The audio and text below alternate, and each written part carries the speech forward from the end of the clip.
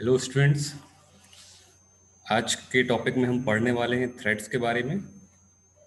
Threads क्या होते हैं, ये हमारा अब नया टॉपिक होने वाला है। इसके पहले तक हमने देखा है रैपर क्लासेस, उसके पहले हम देखा स्ट्रिंग्स, एरे। ठीक है, तो आज हम बढ़ने वाले अपने नेक्स्ट टॉपिक की ओर, थ्रेड्स।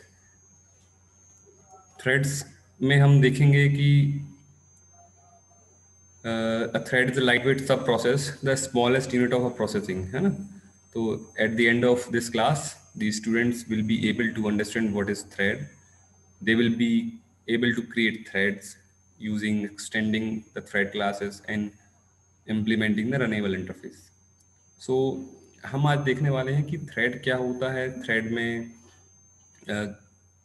थ्रेड को कैसे क्रिएट किया जाता है, कैसे थ्रेड क्लास को एक्सटेंड करके थ्रेड बनाते हैं, या रनेबल इंटरफेस को इम्प्लीमेंट करके हम थ्रेड क्रिएट करते हैं। तो आज की जो क्लास है थ्रेड्स के ऊपर होने वाली है। तो थ्रेड के बारे में आपने ऑपरेटिंग सिस्टम में भी पढ़ा होगा कि व्हाट इज़ अ थ्रेड। तो थ्रेड को हम एक प्रकार से एक प्रोसेस के छोटे पार्ट को हम बोल सकते हैं, या कह सकते हैं एक प्रोसेस में कई सारे थ्रेड्स हो सकते हैं। मतलब ज़रूरी नहीं हो, आप चाहें तो उसको ऐसा डिवाइड कर सकते हैं। So it's a light weight process, है ना। एक प्रोसेस में कई सारे थ्रेड हो सकते हैं, ठीक है। तो वो जो थ्रेड हैं वो अपने आप में इंडिपेंडेंट सब प्रोसेस होती हैं। उनका जो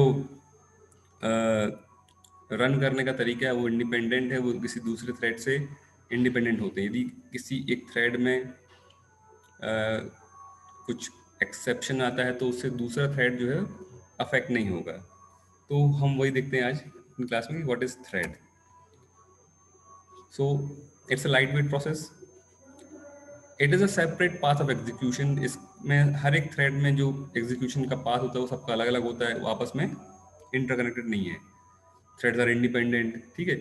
और यदि कोई एक्सेप्शन आता है किसी एक थ्रेड में तो वो दूसरे थ्रेड को अफेक्ट नहीं करता है। एक मेन चीज़ इसकी ये कि ये यूज़ करता है शेयर्ड मेमोरी, है ना। ये कॉमन मेमोरी को शेयर करते हैं। ये ही तो इसका फ़ायदा है कि जैसे प्रोसेस होती है तो जैसी कोई प्रोसेस आती है तो उसके लिए अलग से मेमोरी क्रिएट होती है, अलग से उसका तो सीपीयू मिलता है, ठीक है, स्टैक बनता है उसका। और जब प्रोसेस एक कोई प्रोसेस रनिंग होती है और दूसरी प्रोसेस आती है तो जब कंटेक्स्ट स्विच होता है, यानी कि जब प्रोसेस यहाँ से वहाँ जाती है रनिंग से रेडी में या वेटिंग में, तो उसके जो सारे रजिस्टर्स हैं, सारी चीज़ें जो सेव होती हैं, उसकी स्टेट सेव होती हैं। तो इसमें क्या है, काफ़ी टाइम लगता है। तो इसलिए थ्रेड में ऐसा नहीं होता, थ्रेड में बहुत कम होता है ये सब काम, कंटेक्स्ट स्विचिंग होती है बट बहुत कम होती है, तो जो टाइम है वो बचता है इसमें, ठीक है ना, लाइट वेट प्रोसेस के कारण। इसलिए लाइट वेट है क्योंकि इसमें टाइम ज़्यादा लगता नहीं है, इसमें स्पीड मिलती है हमको, ठीक है। क्योंकि आपको मेमोरी जो मिल रही है कॉमन मिल रही है, ठीक है। तो आपको ऐसा नहीं कि आपकी पूरी मेमोरी अलग से है, फिर वो आपकी सेव हो फिर दूसरी लोड हो, तो ये यहाँ पर दिक्कत नहीं है ना। तो it uses shared memory. There can be multiple process inside the OS and one process can have multiple thread. जैसे कि आपके ओएस में मल्टीपल प्रोसेस होती है, आपने देखा होगा ऑपरेटिंग सिस्टम में कि जब सीपीयू शेड्यूलिंग पढ़ रहे होते हैं तो क्या होता है कि एक प्रोसेस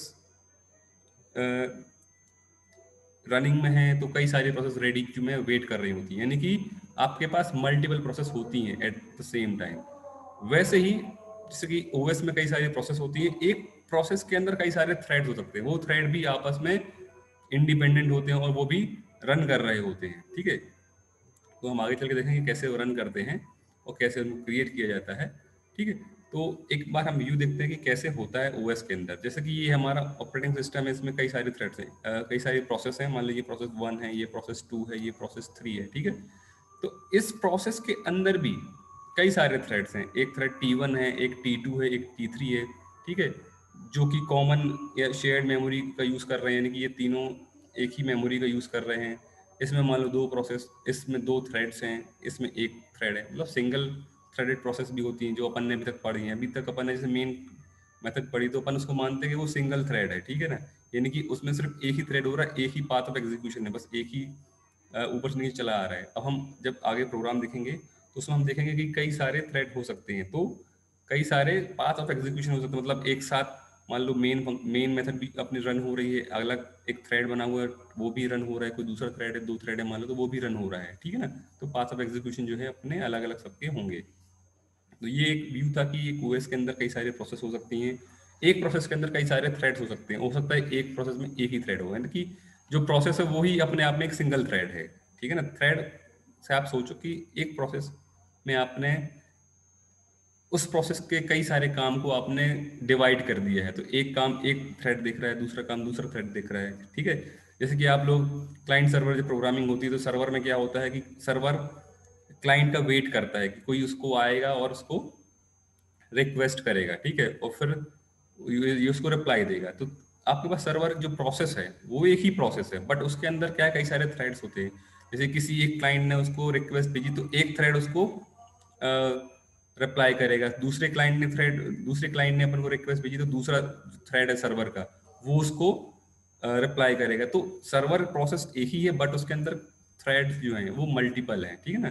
तो अलग अलग थ्रेड अलग अलग क्लाइंट्स को देख रहे हैं, ठीक है। तो एक ही प्रोसेस है, बट थ्रेड्स अलग अलग है, ठीक है ना। तो इसमें क्या होता है, फिर आपका काम साइमल्टेनियसली या पैरेलली चलता रहता है, ठीक है ना।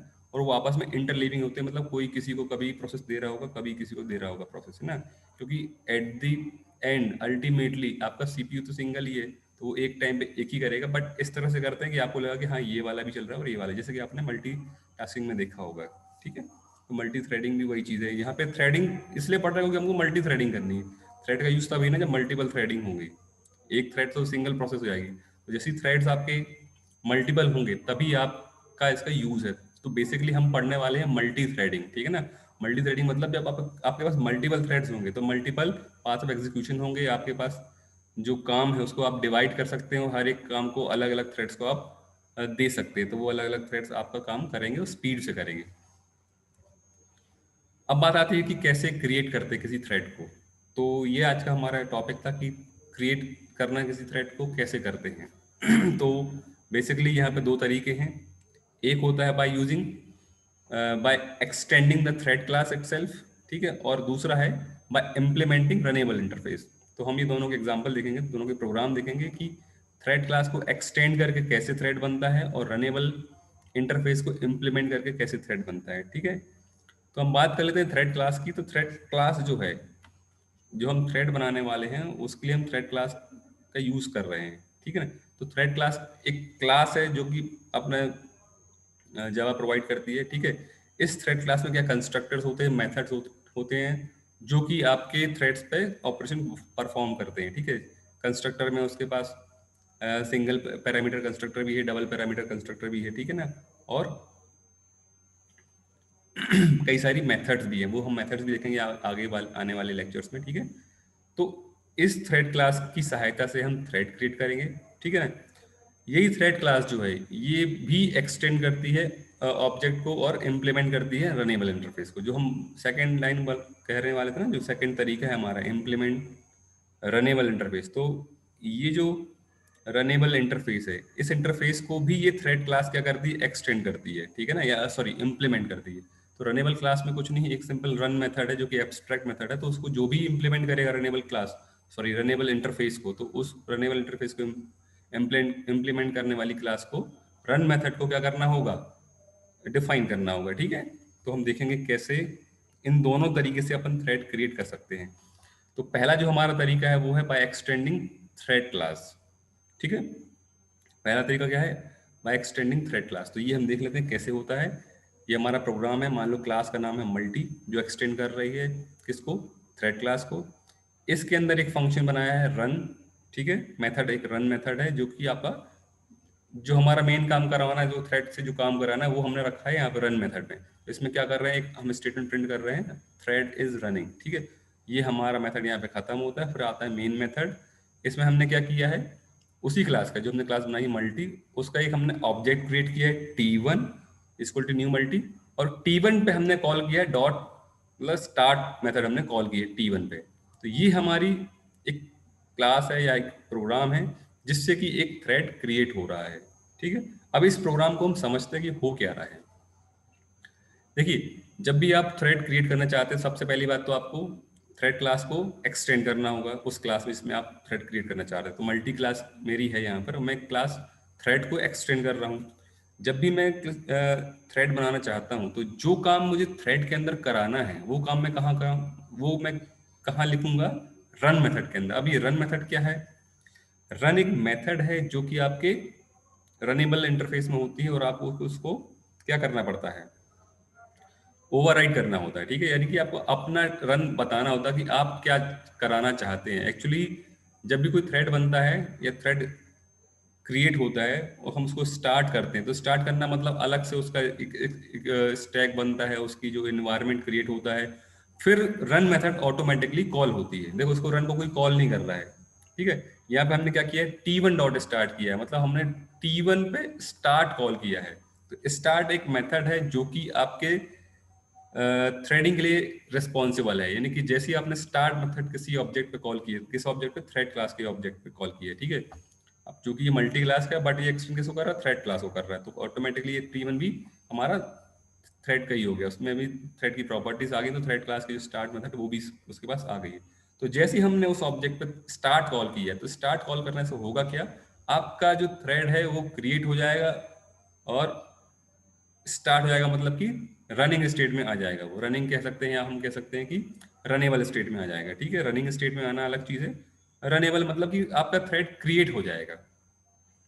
यहाँ पे आपने थ्रेड क्रिएट किया इस लाइन पे, और इस लाइन पे आपने उसको रनेबल स्टेट में भेजा हुआ। वो हम आगे लेक्चर देखेंगे कैसे लाइफ साइकिल होती है, ठीक है। आप ये समझिए कि जैसे ही मैंने स्टार्ट कॉल किया, तो स्टार्ट कॉल करने से क्या होगा कि जो आपका थ्रेड का इन्वायरमेंट है, ठीक है ना, वो आपका यहाँ पे क्रिएट होगा। उसमें स्टैक, मान लो थ्रेड के लिए स्टैक बनेगा आपका अलग से, उसमें रन मेथड को सबसे पहले कॉल किया जाएगा, उसके बाद जो और मेथड कॉल की जाएंगी वो की जाएंगी, और एक सेपरेट स्टैक बनेगा।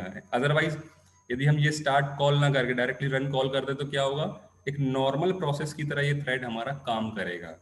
और जैसे कि नॉर्मल मेथड होती है वो कॉल करती है किसी फंक्शन को, वैसे ही इसमें कॉल करेंगे। तो स्टार्ट करने से आपका थ्रेड इन्वायरमेंट क्रिएट हो जाता है, ठीक है ना। तो क्लास, जिस क्लास में आपको बनाना है, थ्रेडिंग करनी है, वो क्लास जो है आपकी थ्रेड क्लास को एक्सटेंड करेगी।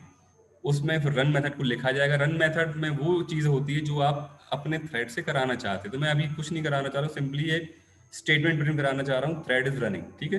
तो ये मैंने लिखा हुआ है। फिर मैंने मेन मेथड में क्या किया? उसी क्लास का एक ऑब्जेक्ट क्रिएट किया T1, और T1 पे मैंने स्टार्ट मेथड कॉल की है। तो जैसे ही मैंने T1 पे स्टार्ट मेथड कॉल की है, ऑटोमेटिकली मेरा रन मेथड कॉल हो जाएगा। तो रन कॉल करने के लिए मुझे अलग से रन नहीं लिखना है, मुझे T1 डॉट स्टार्ट करना। तो जैसे ही मैं किसी थ्रेड पे, अब मैं इसको थ्रेड ही बोलूंगा एक्चुअली, ठीक है। एक्चुअली है तो ऑब्जेक्ट, पर क्या होता है thread? Thread is a object, ठीक है ना। हर चीज आपके जावा में ऑब्जेक्ट, तो थ्रेड भी एक ऑब्जेक्ट है। तो अब मैं इसको चाहे थ्रेड बोलूँ चाहे ऑब्जेक्ट बोलूँ, आप उसको समझिए, ठीक है। तो जैसे ही मैंने थ्रेड डॉट स्टार्ट किया, मतलब यहाँ पे थ्रेड क्रिएट हुआ है, यानी कि क्रिएट हुआ, स्टार्ट नहीं हुआ, चलना स्टार्ट नहीं हुआ, अभी ये रन नहीं होगा। जैसे ही मैंने T1 डॉट स्टार्ट किया, तभी ये क्रिएट होने के बाद आपका अलग से पूरा एक थ्रेड बन जाएगा। अब उसकी रन मेथड कॉल हो जाएगी। अब सीपीयू के पास कब जाएगी? ये जेवीएम पे डिपेंड करता है, यानी कि ये रनिंग स्टेट में कब जाएगी? ये जेवीएम पे डिपेंड करता है, ठीक है। ये आपको और अच्छे से समझ में आएगा जब आप इसको एक दो और एग्जाम्पल देख लेंगे, और इसकी जब मैं लाइफ साइकिल के बारे में बता दूंगा आपको, तो थोड़ा सा और आपको अच्छे से आइडिया लग जाएगा, ठीक है। तो इसका आउटपुट क्या आएगा? Thread is running. दूसरा तरीका हमारा क्या है?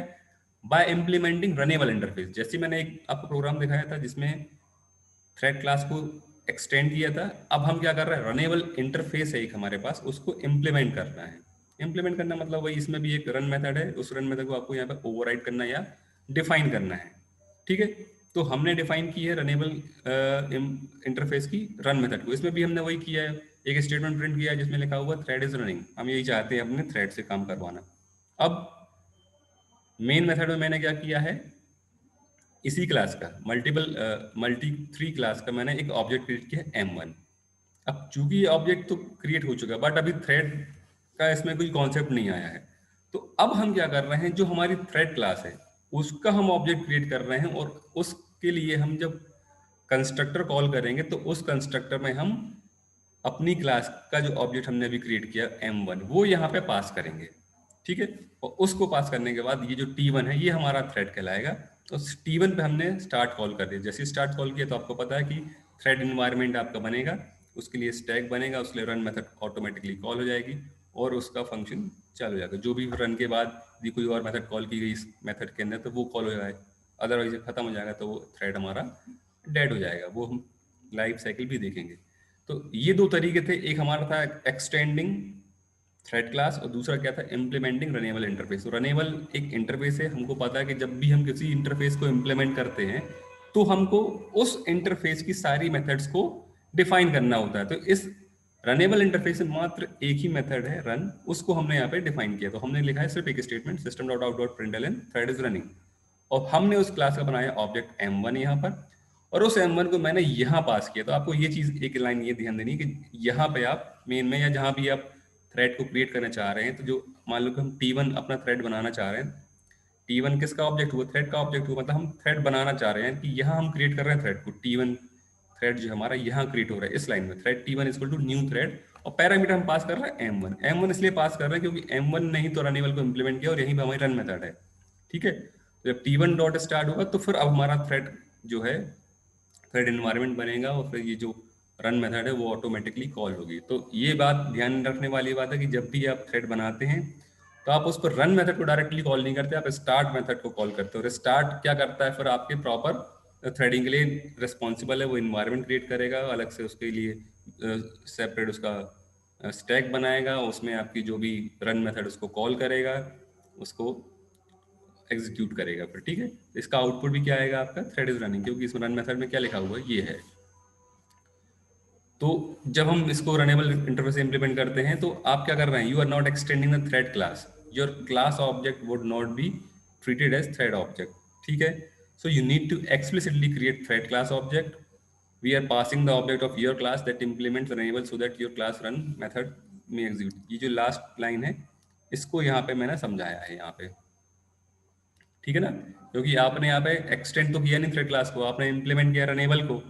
ठीक है ना, तो जो मल्टी का जो ऑब्जेक्ट बन रहा है आपका, ये वाला मल्टी 3 का जो ऑब्जेक्ट m1, तो ये थ्रेड क्लास का ऑब्जेक्ट नहीं कहलाएगा ना, क्योंकि इसके पहले जो तरीका था, ये वाला तरीका जो था हमने, इसमें थ्रेड क्लास को आपने एक्सटेंड किया था, तो आप डायरेक्टली मल्टी जो थी वो थ्रेड क्लास का ही ऑब्जेक्ट माना जाएगा। ठीक है, क्योंकि थ्रेड क्लास की प्रॉपर्टीज T1 में रहेगी ना, तो यहाँ पे T1 डॉट स्टार्ट आपने डायरेक्टली कर लिया था।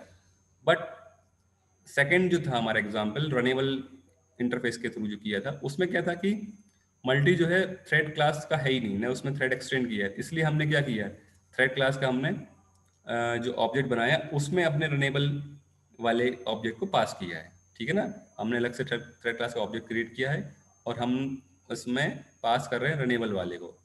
ठीक है, ताकि आपका जो रन मेथड है वो एग्जीक्यूट हो सके। रन मेथड कौन एग्जीक्यूट करेगा, जब आप स्टार्ट कॉल करेगा, स्टार्ट को कौन करेगा, थ्रेड क्लास की मेथड है, और थ्रेड क्लास जब आपने एक्सटेंड ही नहीं किए तो आपको अलग से उसको पास करना पड़ेगा थ्रेड क्लास के ऑब्जेक्ट में। ठीक है, तो ये थी हमारी आज की क्लास। तो हमने देखा कि what is thread, thread is a lightweight subprocess, the smallest unit of processing. ठीक है, लाइट वेट प्रोसेस होती है, सब प्रोसेस होती है, जो सबसे स्मॉलेस्ट यूनिट होती है आपकी प्रोसेसिंग की। ठीक है, जैसे बोलते हैं ना कि प्रोग्राम कई प्रोसेस से मिलकर बना होता है, एक प्रोसेस कई थ्रेड से मिलकर बनी होती है, तो वही है ना कि सबसे स्मॉलेस्ट यूनिट जो है प्रोसेसिंग की, वो क्या है आपकी, थ्रेड है। ठीक है ना, there can be multiple process inside the OS, in one process can have multiple threads. ये भी हमने देखा है कि एक प्रोसेस के अंदर कई सारे थ्रेड हो सकते हैं, तभी तो मल्टी थ्रेडिंग होगी। ठीक है, फिर हमने देखा कि आपके थ्रेड को क्रिएट करने के दो तरीके हैं, पहला तरीका है एक्सटेंडिंग थ्रेड क्लास और दूसरा क्या है, इम्प्लीमेंटिंग रनेबल इंटरफेस। तो ये हमने आज देखा। ठीक है, आई होप यू अंडरस्टैंड। अब आपको एक असाइनमेंट है कि आपको एक प्रोग्राम बनाना है जावा का, जिसमें आपको नंबर प्रिंट करना है 1 to 10 यूजिंग थ्रेड। ठीक है, तो हम मिलते हैं नेक्स्ट क्लास में, जहां हम पढ़ेंगे अपना next topic, life cycle of a thread. और आज के लिए जो आपका रेफरेंस है या जो रीडिंग्स है, सजेस्टेड रीडिंग्स, वो मैंने एक बुक है वो लिखा हुआ है यहाँ पे, कंप्लीट रेफरेंस बुक। ठीक है, Java the complete reference book by Herbert Schildt. फिर ये मेरा यूट्यूब चैनल है, इसमें मैंने अपनी जावा प्रोग्रामिंग की प्लेलिस्ट दी हुई है, और ये मेरा रेफरेंस है जहाँ से मैंने इसको बनाया हुआ है। ओके, तो मिलते हैं नेक्स्ट क्लास में।